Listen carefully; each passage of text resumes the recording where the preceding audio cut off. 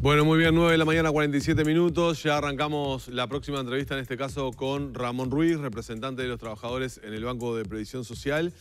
Vamos a hablar justamente del tema de la reforma jubilatoria.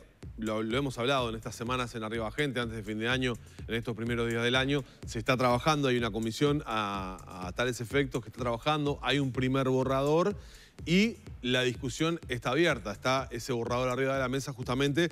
Y el PIT-CNT ha planteado extender el plazo para discutir la reforma de la seguridad social. Vamos a profundizar justamente de estos temas con Ramón Ruiz, que nos acompaña. Ramón, buen día. Buenos días, muchísimas gracias por la invitación. Bueno, como primera definición conceptual, ¿por qué ustedes hablan de la necesidad de extender el plazo de esta discusión de la reforma jubilatoria cuando ya hace mucho tiempo se viene discutiendo sobre la necesidad de la reforma? ¿Por qué extenderlo? ¿Por qué dilatarlo? Y otra pregunta pegada, porque si esto se va sobre periodos electorales, seguramente esta idea muera. Bueno, Eso es opinión mía, ¿eh? Sí, sí, sí. Eso último es opinión mía. Sí, sobre lo primero. Digo, primero la oportunidad. O sea, el borrador de diagnóstico se presentó el 28 de diciembre. Si se hubiese presentado hace 2 meses, hubiésemos tenido tiempo para poder discutir durante 2 meses y hoy tener quizás una posición. La oportunidad es por el momento en el cual se pretende de alguna forma aprobar este diagnóstico, ¿no? Porque de acuerdo a los plazos legales, los primeros días de febrero debería entregársele al presidente de la República el primer documento de diagnóstico, porque eso fue lo que estableció la ley de urgente consideración. O sea, se entrega el 28 de diciembre, sí. Recién esta semana se empezó a discutir en la comisión de expertos y tenemos aproximadamente 15 a 20 días para discutir ese diagnóstico. Entonces, ahí tenemos un problema de tiempo y en el diálogo, en el intercambio, en la construcción de un análisis sobre el sistema de seguridad social, tiene que haber tiempo. Ahora, pero el análisis, ustedes lo tienen bastante claro, desde la posición de ustedes. Sí, pero yo tengo que escuchar a otros también. Ajá. Y también hay otros que tienen que escucharnos a nosotros. Nosotros tenemos, por ejemplo, un sistema muy complejo. Primero, tenemos un sistema mixto donde participa el BPS, sí. participa la SAFAP, participa el Banco Central controlando la SAFAP, participa el Banco Seguro pagando las prestaciones del sistema privado a pérdida. Tenemos un sistema muy complejo en el BPS con ese sistema mixto. Pero además tenemos la caja militar, la caja policial, la caja de profesionales, la caja notarial y la caja bancaria. Sí. Hay una cantidad de actores que también tienen que decir cuál es su análisis sobre la seguridad social. Y además, el diagnóstico tiene una importancia muy, yo diría, fundamental para marcar la cancha y decir por dónde van a ir las soluciones, porque no es lo mismo decir, no es lo mismo que Ramón diga que llegamos a esta situación porque en el 96 privatizamos la parte de la seguridad social, a que alguien diga, llegamos a esta situación porque en el 2008 se le dio más derecho a las mujeres, se le dio más derecho a los trabajadores. O sea, hay una visión sobre el diagnóstico que va a marcar, sin ninguna duda, va a marcar la cancha de cómo siguen las propuestas. ¿Cuál es el plazo que ustedes consideran oportuno entonces para poder tener ese tiempo que necesitan? Es decir, estamos hablando del 3 de febrero. ¿Qué plazo sería prudente? A ver, nosotros hacemos una propuesta de que hay que revisar esos plazos. Por supuesto que ahí deberíamos conversar a ver qué es lo más razonable. Y el gobierno tiene todo el derecho a decir, no voy a flexibilizar los plazos y quiero resolver esto en estos tiempos porque políticamente tengo que resolver este año el tema de la seguridad social porque después no lo puedo resolver. Yo diría que eso los gobiernos, los partidos no deberían hacer cuentas desde el punto de vista electoral para hacer una reforma de la seguridad social, porque si no, nunca la vamos a hacer. Pero ¿te consta que todos los partidos políticos coinciden que esto tiene que discutirse al inicio de un periodo de gobierno?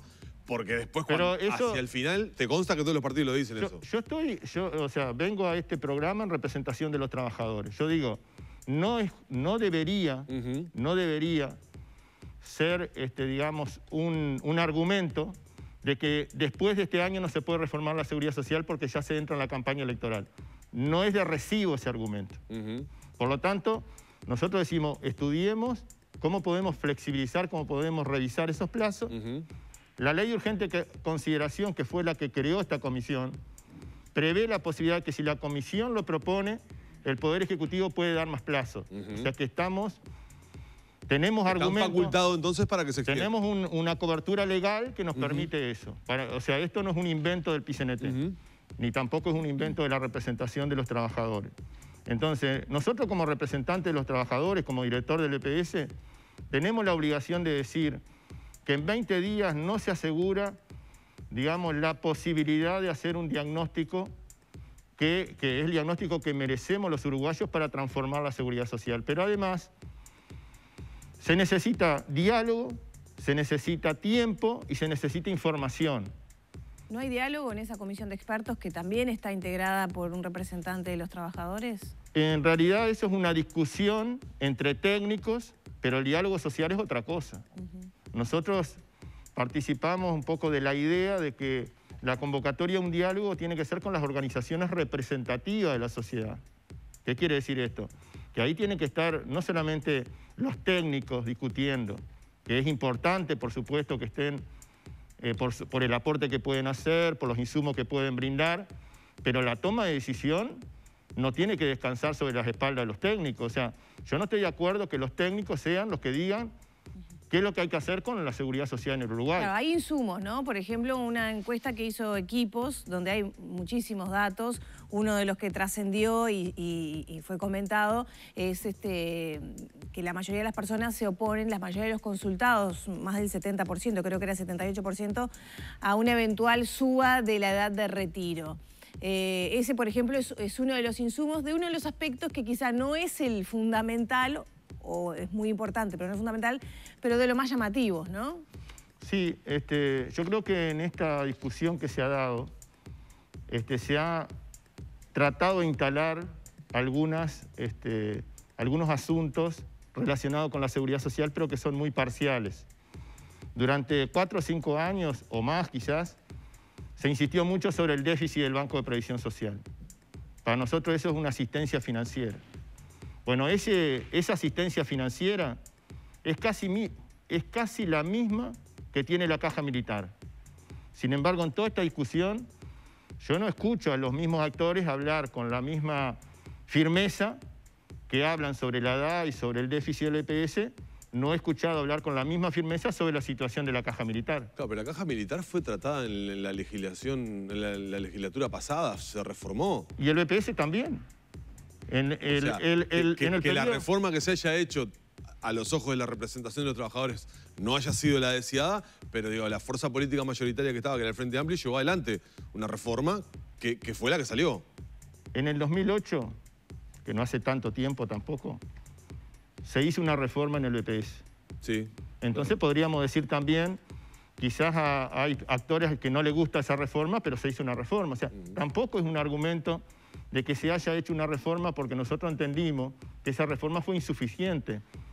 Si le preguntás incluso a los que resolvieron ese tema y a los que no estuvieron de acuerdo, te dicen que fue una reforma muy tibia.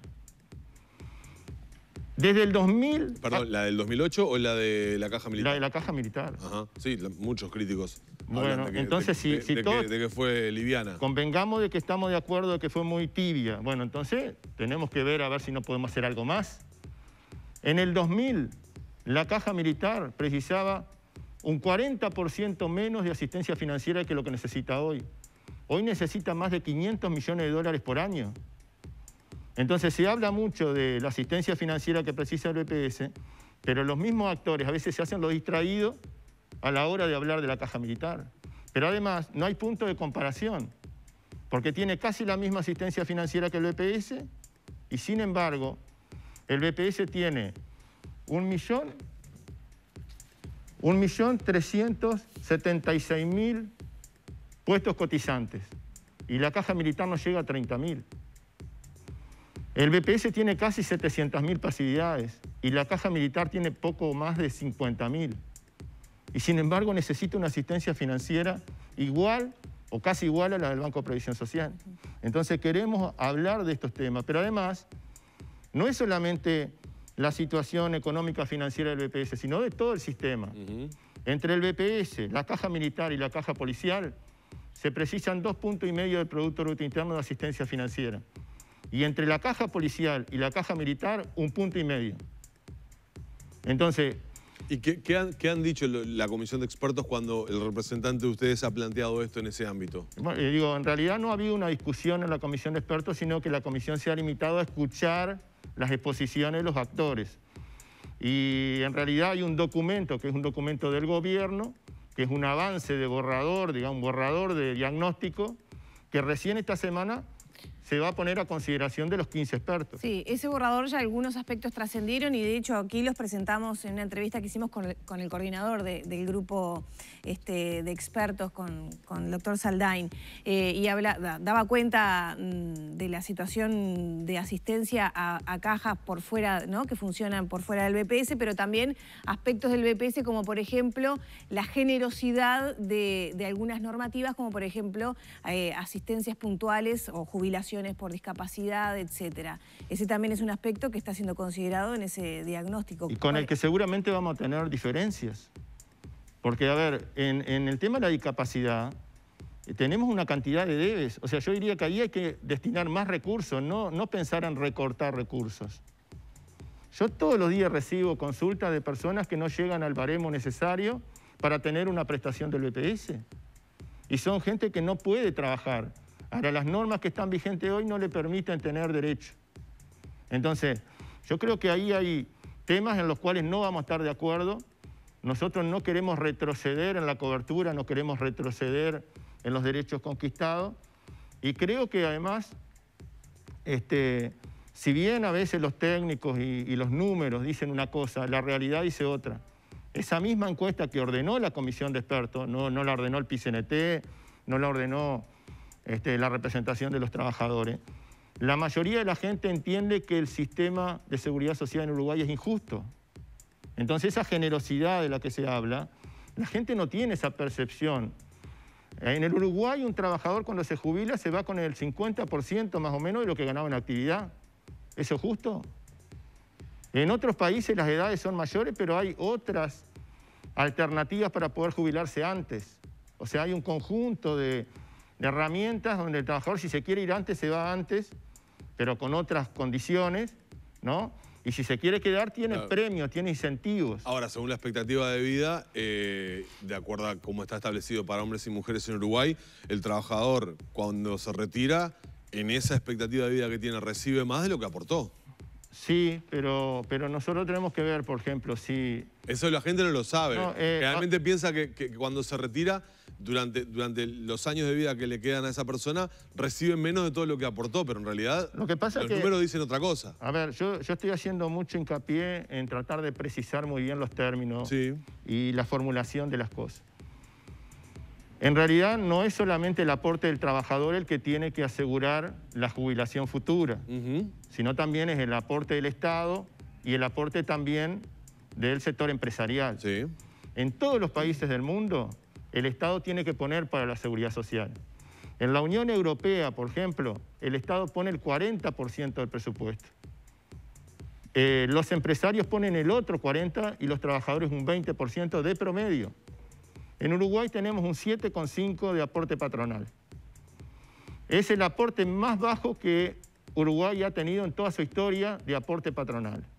Y además, Uruguay es el único país del mundo donde los trabajadores aportamos el doble de lo que aportan los empresarios. Vos estás diciendo que el aporte patronal hay que tocarlo, hay que subirlo. No, yo digo que hay que analizarlo. Por eso digo, a la hora de hacer el diagnóstico, tenemos que analizar ese tema. Tenemos 230 millones de dólares por año de bonificaciones de aporte patronal. Yo digo, si el Estado quiere subsidiar algunos sectores de actividad, está bien, pero que lo haga directamente, que no lo haga a través de la seguridad social. O sea, el mismo subsidio que se da con los aportes patronales, que se lo dé directamente el Ministerio de Educación a la enseñanza privada y no a través de los aportes patronales a la educación. Que ahí tenemos algunas dificultades desde el punto de vista de la normativa, porque hay leyes y la Constitución también dice algo. Entonces, pero digo, el transporte, la salud, si necesitan subsidio, el Estado debería dárselo en forma directa y que todos los uruguayos tengan claro cuánto reciben de subsidios esos sectores y no que lo reciban a través de la exoneración de aporte patronal. Entonces, yo el otro día veía con preocupación en Paysandú que uno de los argumentos para contratar ONG o contratar instituciones para los CAIF era que se ahorraban el aporte patronal que hace la Intendencia con los funcionarios que están trabajando en los CAIF. Entonces hay contradicciones a veces. Pero eso pasa en todo el Estado, Ramón. Claro. Pero hay contradicciones. Y no de ahora. Hay contradicciones cuando estamos hablando de que la Seguridad Social necesita más recursos. Claro. Y resulta que... sí, es hacerse trampas al solitario. Pasada la raya queda que el mismo déficit Estado es lo por la hace. seguridad social. Perdón, Lore, digo, sí. la multiplicidad de tercerizaciones que ha hecho el Estado en estos últimos años es impresionante, entre otras cosas, Ahora, ahorrándose el aporte patronal. Repito, el aporte de los créditos de los... Repito lo que dije recién. Yo soy director del EPS en representación de los trabajadores. Independientemente, a mí no me puso ningún partido político. Y al Frente Amplio, que gobernó en el periodo anterior y 2 periodos anteriores, nosotros le dijimos esto mismo. Le dijimos, estamos en contra de que exista el ahorro individual. Le dijimos, y le dijimos a todos los gobiernos desde el año 96 para acá. Hemos denunciado el tema de las exoneraciones y hemos dicho que eso hay que transparentarlo. Hemos dicho también que el aporte patronal hay que analizarlo. Uruguay tiene un aporte patronal que es el más bajo de la historia. Entonces digo, pero sin embargo los trabajadores pagamos el doble. Y la experiencia internacional indica otra cosa. La caja militar tiene estos problemas. El Banco Seguro está pagando a pérdida las jubilaciones de la SAFAP. Ruiz, ya tenemos que cerrar. ¿Qué pasa con la edad de retiro que mencionábamos? Todavía obviamente no hay propuestas por la estancia en la que estamos, la etapa en la que estamos en esta discusión, pero ya se empieza a hacer referencia a modalidades de retiro flexible, parcial. ¿Cómo ven ustedes esas propuestas que vienen surgiendo? Yo creo que nosotros estamos abiertos a poder estudiar cualquier propuesta. El tema es que hay que dar una discusión integral. En estos minutos he tratado de identificar otros asuntos que se han discutido poco, para mi gusto, públicamente. He dicho que se necesita más tiempo para analizar todo eso, que se necesita más diálogo para poder reunir los mayores consensos sociales y políticos, y que además nosotros necesitamos tener más información. Solamente el 10% de la población sabe que hay una comisión de expertos discutiendo la reforma. Eso es preocupante. La sociedad tiene que saber que hay una comisión de 15 expertos discutiendo su futuro. Porque estamos hablando de la edad de retiro. Cuando hablamos de la edad de retiro, estamos hablando de la vida de la gente. Sí, es preocupante también el desconocimiento que hay sobre la edad de retiro, ¿no? Bueno, el desconocimiento que tiene la gente sobre cuál es la edad de retiro en Uruguay. Parece ser que no es tan así, que hubo una lectura errónea de la encuesta. Bueno, los datos que habían trascendido era elevado, ¿no? Sí, y yo no escuché lo que se dijo, pero el otro día cuando escuché ese comentario, aporté un material que mandé a todos los medios de prensa diciendo que es justamente al revés. O sea, que era inverso el dato. El 65% de los encuestados dicen que contestó correctamente. Entonces, pero eso también, el tema de la información, a pesar de que solo el 10% sabe que hay una comisión de expertos que está discutiendo la seguridad social, el 78% de la gente dice que no está de acuerdo con una de las propuestas que se ha difundido más, que es la edad de retiro. Claro. Entonces, yo creo que el tema de la edad de retiro hay que discutirlo tranquilo, hay que ver cómo, no podemos apurarnos, porque no todos los trabajadores tienen la misma expectativa de vida. Eso depende de la trayectoria laboral de cada uno. Eso depende también de las condiciones de trabajo en las que desarrollan sus tareas. Depende también del nivel de ingreso, porque no es lo mismo un trabajador precario con un ingreso mínimo, un salario mínimo nacional, que un trabajador de un salario medio alto con estabilidad laboral. Entonces, creo que esas cosas hay que discutirlas. Y también en Europa hoy se está planteando la reducción horaria. Porque no es lo mismo llegar a los 60 años trabajando 6 horas que trabajando 8 o 10. Entonces, y creo que a veces las crisis son una buena oportunidad para resolver cosas que garanticen más trabajo para la gente. Entonces, Nosotros creemos que cuando se está discutiendo el tema de la seguridad social, se está discutiendo sobre los derechos de la gente. Cuando hablamos de los derechos, hablamos de la vida de la gente. Entonces, para eso necesitamos más tiempo y necesitamos más información y más diálogo. Es un poco lo que queremos. Y por eso la representación de los trabajadores está planteando de que tiene que haber más tiempo para hacer el diagnóstico. Y al principio de la entrevista ustedes me explicaban, pero ¿cuánto proponen ustedes? Todavía no lo hemos definido y creo que es parte de una conversación con los otros actores. Sí. Pero en la ley de urgente consideración,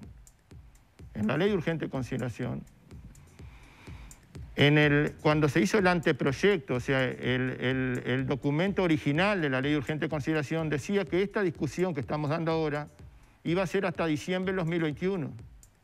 O sea, que se acotó ese tiempo, ese plazo se acotó. Y se bajó a 6 meses. Entonces nosotros estábamos planteando algo que quizás se le ocurrió... ¿Ya activaron ese mecanismo que permite la LUC de pedir que el gobierno, ya lo solicitaron, que ese mecanismo que permite que el gobierno extienda el plazo de los expertos? Hicimos un planteo con una declaración que se hizo público. Sí. Y estamos haciendo reuniones con algunos actores y estamos también haciendo un planteo para que el presidente de la comisión de expertos nos reciba. Bien. Y por otro lado, y termino con este concepto, en la ley de presupuesto, que es la exposición de motivos que presentó el Poder Ejecutivo al Parlamento cuando se discutió, se rescata una cantidad de experiencia a nivel internacional donde para reformar la seguridad social se precisaron años. Comisiones de expertos como las que se crearon en Uruguay, en esta exposición de motivos se dan esas experiencias y no es fácil reformar la seguridad social porque para reformar la seguridad social se necesita contar con los mayores consensos sociales y políticos. Bien. Queda claro, Ramón, la posición entonces. Bueno, muchas gracias a ustedes.